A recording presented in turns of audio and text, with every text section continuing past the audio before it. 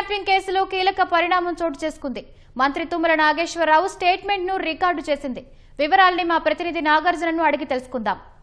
Nagarjuna, phone tapping కేసులో మంత్రి Tummala statement ఎందుకు రికార్డు చేశారు? సో ఫోన్ ట్యాపింగ్ కేసులో మొత్తం ఎస్ఐబి అప్పుడు రాష్ట్రవ్యాప్తంగా కలకలం సృష్టించినటువంటి ఈ కేసుకు సంబంధించి ఆల్రెడీ ఒక ప్రత్యేక దర్యాప్తు సజ్జనార్ ఆధ్వర్యంలో పనిచేస్తూ ఉంది. సో ఇందులో ఒక్కొక్కరి స్టేట్మెంట్ ని ఆల్రెడీ రికార్డ్ చేశారు. 2023 ఎన్నికల సమయంలో ఆయన ఫోన్ ట్యాపింగ్ అనేటువంటి లిస్టు ఎస్ఐబి నుంచి 618 మంది పైగా ఓ లిస్ట్ ను తయారు చేశారు. ఆ లిస్ట్ లో ఉన్న వాళ్ళందరూ స్టేట్మెంట్లు కూడా సిట్ అధికారులు రికార్డ్ చేస్తున్నారు. అందులో భాగంగా మంత్రి తుమ్మలది కూడా అప్పుడు వినియోగించిన ఒక నెంబర్ మంత్రి తుమ్మల పేరు మీద ఉండటం, ఆ నెంబర్ ని ఈ రోజు ఆయన హైదరాబాద్ లో ఉన్నటువంటి ఆయన నివాసానికి వద్దకు వెళ్లి సిట్ అధికారులు ఆయన స్టేట్మెంట్ కూడా రికార్డ్ చేశారు.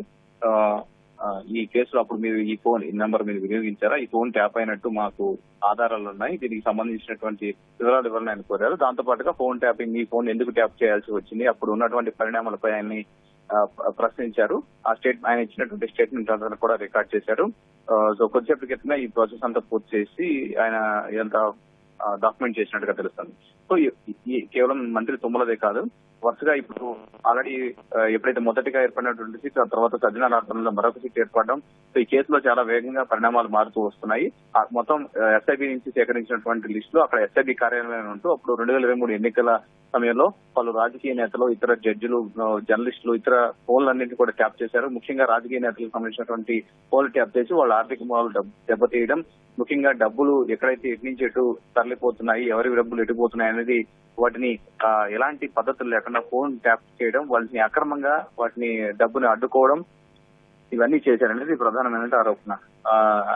సంబంధం లేనటువంటి వాటిని డబ్బులను కూడా సీజ్ చేశారని అప్పుడు సిట్ అధికారులు గుర్తించారు. సో ఇందులో ఇప్పటికీ ఈ కేసులో 4 అరెస్ట్ అయ్యారు. ప్రభాకర్ రావుని విచారించారు. దీంట్లో త్వరలోనే ఒక సప్లిమెంటరీ ఛార్జ్ షీట్ ఫైల్ చేయాలని సిట్ అధికారులు భావిస్తున్నారు. అందులో భాగంగానే దాదాపు ఇప్పటి వరకు కొన్ని గతంలో స్టేట్మెంట్ రికార్డ్ చేసిన ఆధారంగా మరికొంతమంది అవసరమైన వాళ్ళని మరొకసారి స్టేట్మెంట్ రికార్డ్ చేయడానికి పిలిచారు. ప్రస్తుతం కొంతమందిని కూడా స్టేట్మెంట్ రికార్డ్ చేస్తున్నారు. అందులో తుమ్మల నాగేశ్వరరావు పేరు కూడా ఉంది. సో ఆయన ఇంటికి కూడా వెళ్లి ఈ రోజు స్టేట్మెంట్ ని రికార్డ్ చేశారు.